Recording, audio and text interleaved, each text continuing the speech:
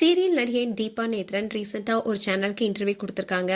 அதுல நடிகர் நேத்ரனுடைய இறப்பு குறித்து பல விஷயங்களை உருகி பேசியிருக்காங்க. விஜய் டிவில ஒளிபரப்பாகிட்டு வர பாக்கியலட்சுமி சீரியல்ல ராதிகாவுடைய அண்ணனாக நடிச்சிட்டு வந்தவர் தான் நேத்ரன்.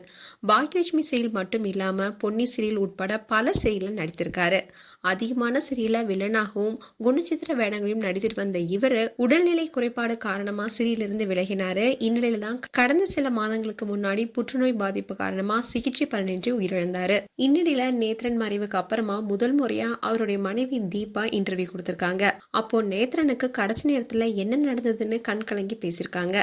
அதன நேத்ரன் கூட பிறந்தவங்க 11 பேரு. எனக்கு 6 நாத்தனார் இருக்காங்க. ஆனாலும் எங்களுக்கு பெரிய அளவுல உதவுறதுக்கு யாருமே இல்ல. நேத்ரனுடைய கடைசி நேரத்துல கூட நாங்க தான் அவரை பார்த்துக்கிட்டோம். நேத்ரனுடைய குடும்பம் ஆரம்பத்துல இருந்தே ரொம்பவே கஷ்டப்பட்டு இருக்காங்க.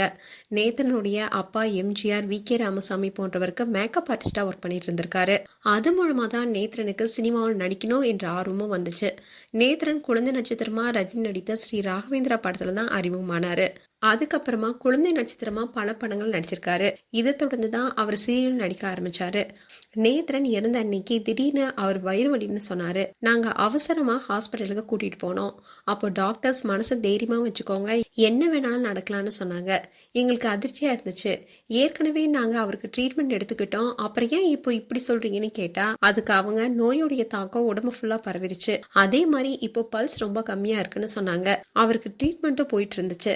நேத்ரனுக்கு மதியத்துக்கு மேல அவருடைய ஒரு கண் முழுக்க கருப்பு மட்டும் தான் தெரிஞ்சிச்சு. அதுக்கப்புறமா அவருக்கு மூச்சு விடுறதுல சிரமமா இருக்குன்னு வெண்டிலேட்டர் வச்சாங்க. நாங்க எல்லாருமே வெளியிட்டு தான் நின்றுட்டு இருந்தோம். அதுக்கப்புறமா என்னுடைய பொண்ணுங்க என்னை கட்டாயப்படுத்தி சாப்பிட கூட்டிட்டு போனாங்க. நான் சாப்பாட்டுல கை வைக்கிற நேரத்துல தான் நேத்ரன் இந்த உலகத்தை விட்டு போயிட்டாருன்னு சொன்னாங்க. அவருக்கு வயிறு வலி இருந்தப்போ நாங்க சொன்னதை அவர் ஸ்கேன் பண்ணி பார்த்திருந்தா இவ்வளவு பெரிய பிரச்சனை வந்திருக்காதுன்னு தோணுச்சு. அவருக்கு ஆரம்பத்துல இதயத்துல சின்ன பிரச்சனை இருந்துச்சு. அதை ஹோமியோபதி மூலமா தான் சரி பண்ணாரு. அதனால வயிறு வலி பிரச்சனையும் ஹோமியோபதி மூலமா சரி பண்ணான்னு நம்பினார்னு கண் கலங்கி பேசியிருந்தாங்க தீபா.